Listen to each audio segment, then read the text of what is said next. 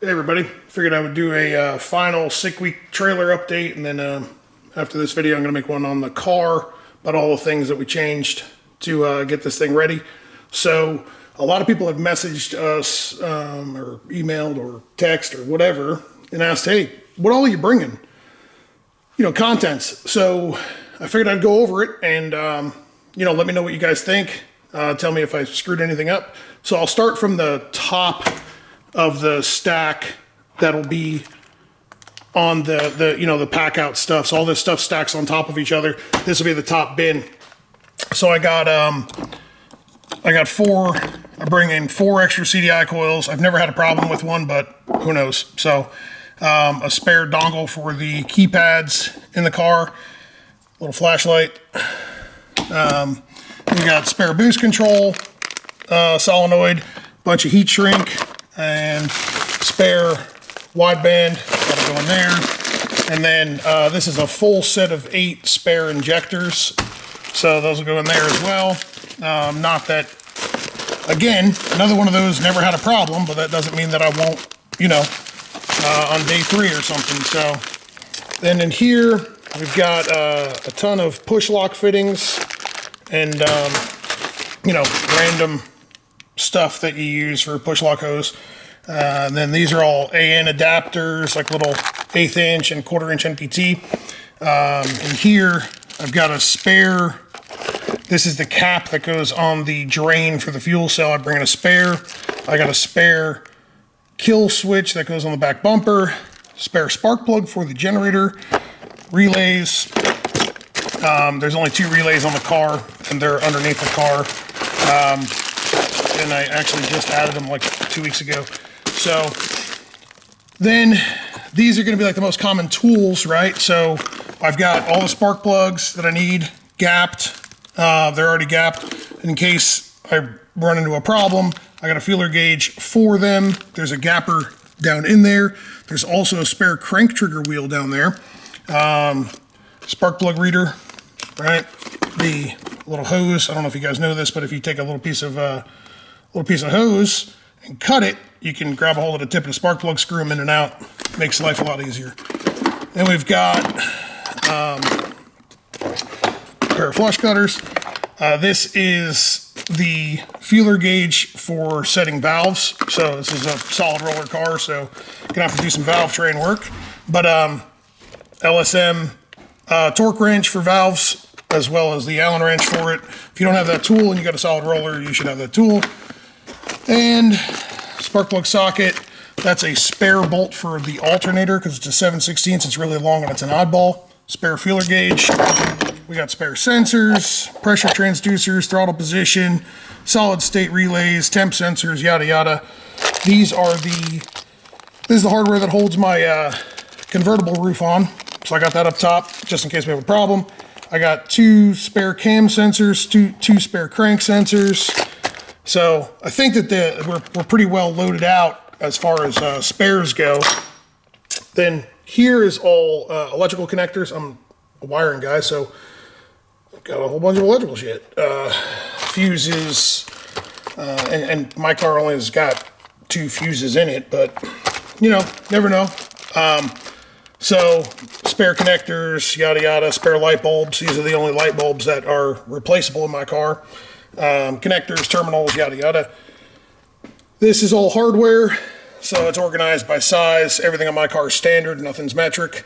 So it's all organized by, the 1/4 20 or 5/16 or whatever. More hardware, 7/16, 1/2 inch, random machine screws. This stud is used on the turbo mount, so I just brought it just in case. Some rod ends for the throttle linkage. Haven't had a problem, but you never know. Some random screws. And we got tools. So we got AN wrenches, standard metric, Allen keys, little torch, bunch of pens. These are called service wrenches. So these are pretty awesome, but this is how you adjust the triangulated 4-link bars with my car. So they're really short, they're small.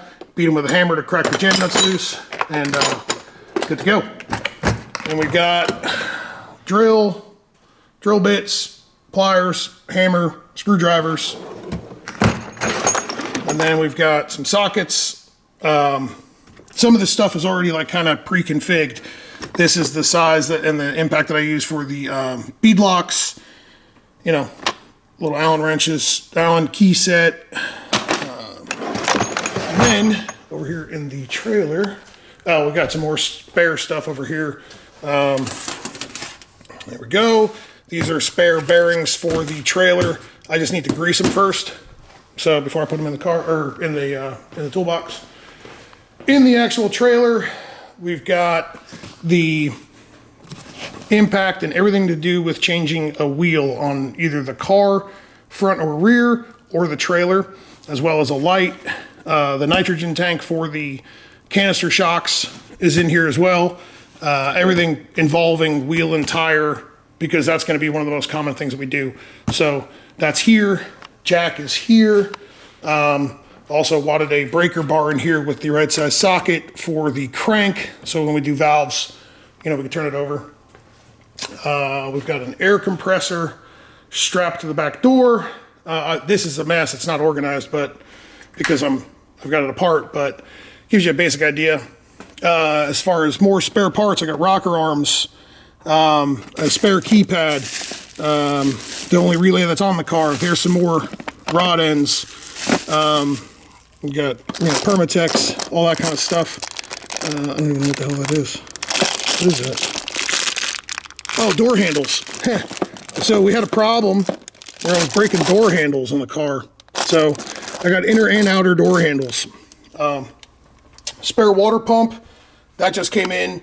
There's a starter down there. There's a whole bunch of belts, hoses, duct tape, spare diaphragm for the fuel pressure regulator. Here's spare, I'm gonna pull these out anyway. Spare wheel bearings for the car. I gotta grease them as well. So yeah, got a lot of spare shit. There's V-bands down there. There's, there you go. So there's V-bands down there. There's lip seals. Here we go. There's lip seal. Here's the axle seals for the front, or the hub seals for the spindle seals for the front. I have an alternator that'll be here today. It's supposed to be here today. But I run a 16 volt alternator that charges at like 17.5. So, and I have to bore the hole for 7/16 bolt because of the way it's configured in my car.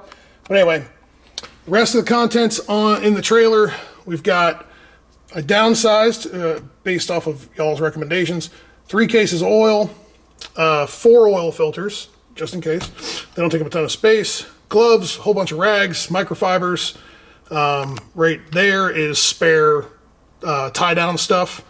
Battery charger, funnels. So there's methanol in that black one there. There's another black one hiding up there. That one's actually empty, so I'm leaving it empty intentionally. There's 2 drain pans, some moving blankets, a fan. That is a car cover, cleaning stuff, yada yada. And we've got up here 10 by 10 canopy, 2 chairs. This is like a mat to lay down on. This is everything you need to do a fuel change in my car. So you know, this hose is the drain hose, and then you hook it up to the ball valve. There's the wrench for it. There's the funnel. That's actually going to go back there where you can access it from here. Then we've got 20 gallons of 93 and 15 gallons of methanol. So I've got fuel getting delivered to the track, so that should make life a heck of a lot easier. And going down the road, we're only going to be carrying about 10 gallons of fuel total, so it'll lighten the load up pretty dramatically. Then we've got, this is the battery charger for the car, just in a case. And then I got,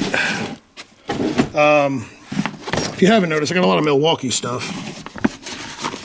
Then this is all batteries and whatnot. A right angle drill, prime the fuel system if I have to. Another inflator just in case. So we've got 2 jack stands. I don't see a need for really having to have more than 2. I think we'll be all right. And then I also There's the wheels and tires. I put a brand new set of Pro brackets on there for this event. And I also downsized coolers. So the coolers are, there's 2 of them. They fit better. I took a whole bunch of measurements, got it right. Then we got a work table. So the wheels and tires are going to sit like right here. And then the work table will sit on top of it. And then we can put luggage on top of it. This whole pack out system is going to sit up there. And there's room to put crap on top of there. There's room to put luggage here.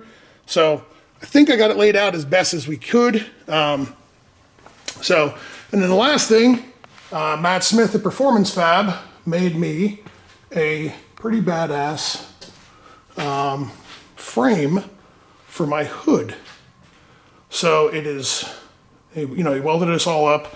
I supplied some of the buckets that hold my cam lock, like aerospace fasteners. So he welded this frame up to the shape of the hood and then put Zeus tabs on, and then we riveted the buckets in. So now the hood, if needed, can ride on top of the trailer, and it secures with the same fasteners that we use to secure it to the hood. So those buckets are like right here. So that's what holds it on there. So it actually, I think it came out pretty good. It's low profile, the roof still opens. I drilled and tapped the aluminum, and then I put a nut on the backside as well. Lock nut, lock washer, another washer, can't be too safe. So I also moved the generator to the tongue per a bunch of people's recommendations. So there it is. There's the mini trailer. I'm gonna grease some wheel bearings and get it all together, get it loaded in the big trailer, and then gonna make a little video on the car. There's some pretty cool stuff that we did with the car. That little air filter setup's pretty slick. So I'm gonna show you, I'll show you in another video, everything in the car that we changed. So let me know what you think. Tell me if I suck. Tell me if I missed something. Tell me if I'm taking too much stuff. Tell me whatever. See you.